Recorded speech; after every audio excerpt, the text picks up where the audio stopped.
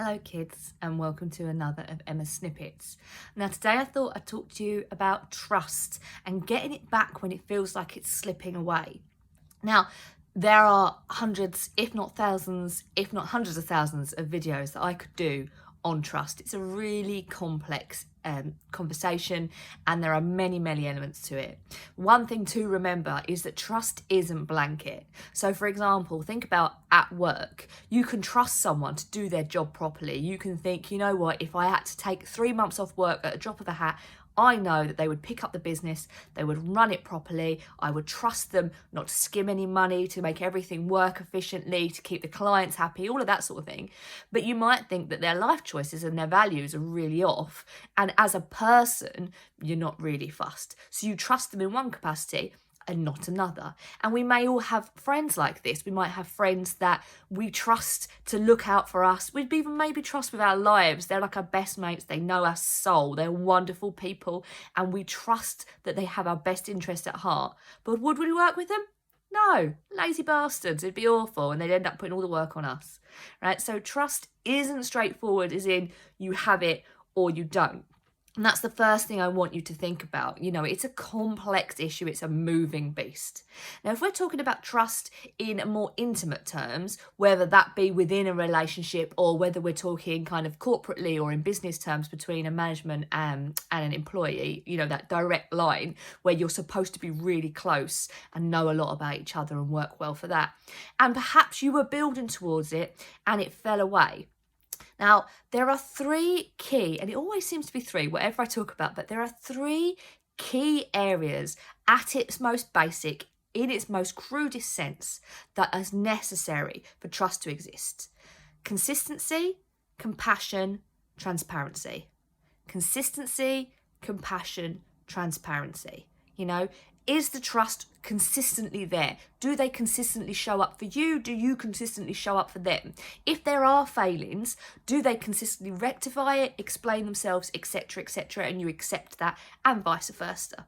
Okay, compassion, you understand when they're coming from and they understand where you're coming from. You don't kind of jump on each other as soon as one of you does something wrong or there's a failing.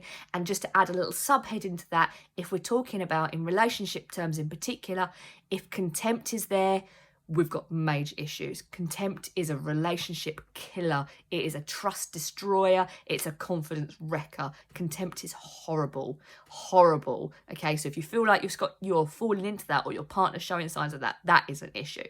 But compassion in understanding where they're coming from and why, and they understand where you're coming from and why. So if you do this, there's a little bit of background knowledge there. And then transparency.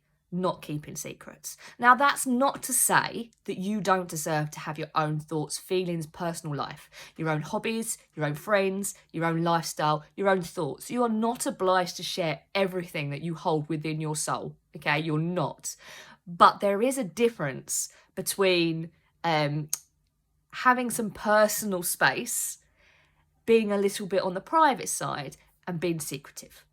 If somebody is not transparent, i.e. you ask for them something, ask them some information, ask them a question, and their replies are sticky or vague or feel off, and people have majorly good bullshit receptors. We don't realise how well we read each other's authenticity, right? If something there doesn't feel off, then the trust starts to erode. Because it's something really simple, okay, really simple. I don't know, I'm trying to think of a really silly example right now. They keep eating all of the cakes and they tell you that they don't. Something like that. They blame the kids, okay? Or your office worker keeps nicking your sandwiches out the fridge and you otherwise like them, but you're pretty sure it's them and they say it's not. Something like that. The roll on from that is you start thinking, or the person experiencing that starts thinking, well, what else? What else? If they're doing that, what else?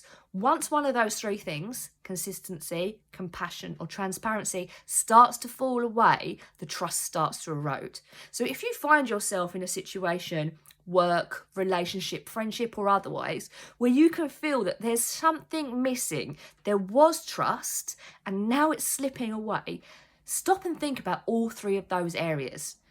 What might have changed? what perhaps was there and isn't anymore. Or perhaps it wasn't there before, but your relationship was new enough that that was acceptable. Whereas now you should have got to that point where you're experiencing those things and perhaps you've not made that leap. And perhaps it's just that. Perhaps it's a commitment situation. Again, that doesn't just mean in relationship terms, that might mean in terms of management or something like that. You need to share a little bit, you need to be a bit vulnerable, and so do they for you.